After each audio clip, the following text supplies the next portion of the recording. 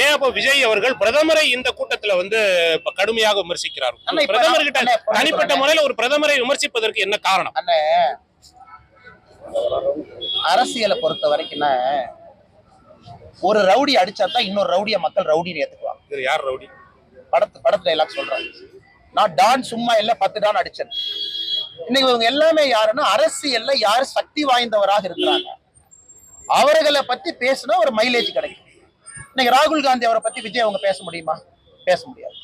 விஜய் அவங்க அங்க வந்துட்டு யாரை பத்தி பேச முடியும்? விஜய் அவர்கள் ஒருத்தர் மேல குற்றச்சாட்டு வைக்கிறாங்கன்னா பிரதமர் மேலதான் வைக்க முடியும். ஏன்னா மீடியா வெளிச்சம் அதற்காக பேசுறாரு. ஆதாரத்தின் அடிப்படையில பேசினா நான் பதில் சொல்றேன். 1973 டிலிமிட்டேஷன் சொன்னேன். தமிழ்நாட்டுக்கு நிதி கொடுக்கலையும் விஜய் சொல்றாரா? பதில் சொல்றேன் எவ்வளவு நிதி கொடுத்தோம்னு. இது என்னுடைய கடமை. அதனால தொடர்ந்து நான் சொல்லிக் கொண்டிருப்பது. அது மட்டும் இல்ல, இன்னொரு நண்பர் கேள்வி கேட்டீங்கல்ல உங்களை பத்தி எடப்பாடி அவர்கள் டிவிகேல வந்து இன்னதோ ஒண்ணு சொன்னாங்க. ஆனா சகோதரர் விஜய் அவர்கள் ஒரு விஷயத்தை உணர்ந்தார். ரெட் ஜெயின் மூவிஸ்க்கு திறப்பு விழா நடத்தினதே சகோதரர் விஜய் தான். குருவி படத்துல சகோதரர் விஜய் அவர்கள் தான் ரெட் ஜெயின் மூவிய தமிழ்நாட்டு மக்களுக்கு அறிமுகப்படுத்தினார். இதான்ப்பா ரெட் ஜெயின் மூவி, முதல் படமே நான் தான். சகோதரர் விஜய் அது மட்டும் இல்ல, ரெட் ஜெயின் மூவி பீஸ்டாக இருக்கட்டும் இன்னொரு படமாக இருக்கட்டும் அதனுடைய ப்ரொடக்ஷன் மட்டும் இல்ல டிஸ்ட்ரிபியூஷன் ரெட் ஜெயின் தான் பார்த்துச்சு. நான் ஆதாரத்தின் அடிப்படையில சொல்றேன்.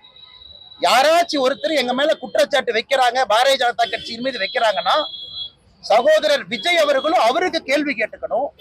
ரெட் ஜெயின் படத்தை முதலாக குருவி மூலமாக தமிழ்நாட்டுக்கு அறிமுகம் செஞ்சது யாரு? இன்னைக்கு மீடியா இண்டஸ்ட்ரி எல்லாமே ஒரு தனிப்பட்ட நபருடைய கட்டுப்பாட்டில் இருக்கு, ஆதிக்கத்தில் இருக்குன்னா, உதயநிதி ஸ்டாலின் ஆதிக்கத்தில் இருக்குன்னா ரெட் ஜெயின் மூவிக்கு தேங்காய் உடைச்சு பூஜை போட்டது யாரு? இன்னைக்கு எல்லாம் மேடையில் ஏறி இன்னைக்கு வாய்க்கிலேயே டிவிக்கேல சில பேர் பேசுறாங்க. டிவிக்கேல சில பேர் பேசுறாங்க அண்ணாமலை இப்படி அண்ணாமலை அப்படி. ஆனா அவங்களுக்கு நான் பதில் சொல்லணும் தப்பா போயிருந்தேன். இன்னைக்கு டிவிகேல ஒருத்தர் திமுகல உட்கார்ந்தார். திமுகக்கு வேலை பார்த்தார் லாட்டரி பணத்தை வச்சு. திமுகல இருந்து விசிகேக்கு தாவினார் லாட்டரி பணத்தை வச்சு. விசிகேல இருந்து இன்னைக்கு விஜய்க்கு தாவி இருக்கார். அவரோட ஐடியா என்னன்னா தமிழக வெற்றி கழகத்தை லாட்டரி விற்பனை கழகமா மாத்தணுங்கிறது அவர் ஐடியா. தமிழக வெற்றி கழகங்கிற பேர் சரியில்லை, இதை லாட்டரி விற்பனை கழகமா மாத்திட்டோம்னா நல்லா இருக்குங்கிறதுக்காக இன்னைக்கு விஜயோட போய் இணைஞ்சிருக்காரு. இன்னைக்கு அவங்க என்னைய பத்தி குறை சொல்றாங்க. தமிழ்நாட்டுல ஊழலை உடைத்து பேசுவதில் நம்பர் 1 பாரதிய ஜனதா கட்சி. மக்கள் மன்றத்துல இருப்பது பாரதிய ஜனதா கட்சி. பிரச்சனைகள்ல மாட்டி இருப்பது பாரதிய ஜனதா கட்சி. ஆளுங்கட்சியினுடைய வழக்கு அவதூற பேச்சுக்கள். அதனால எங்களைய பார்த்து யாராவது டிஎம்கேக்கு ஆதரவா நாங்க செயல்படுறோம்னா நீங்க யோசிச்சுங்க அவங்க பேச்சு எப்படிப்பட்ட பேச்சு. கடந்த உங்க தலைவரையே இவ்வளவு பெரிய விமர்சனமாக்கி என்ன சொல்ல விரும்புறீங்க?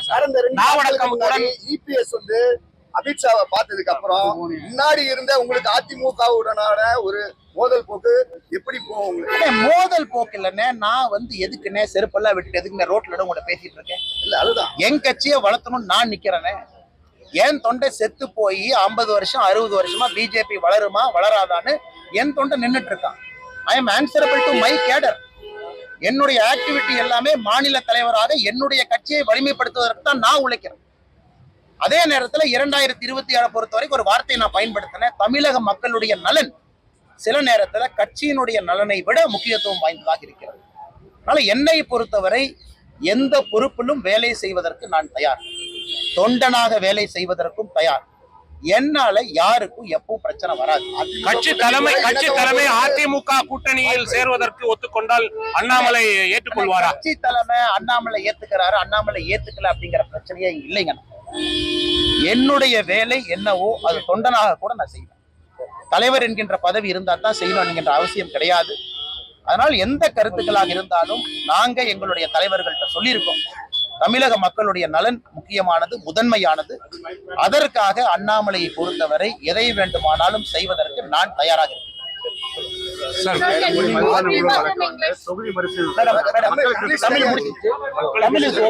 English mic and Tamil.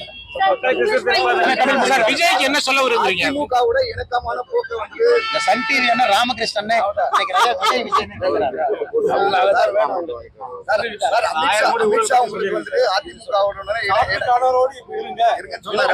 பாருங்க. நீங்க வந்து அமித்ஷாஜிய பாத்தீங்களான்னு கேட்டீங்க.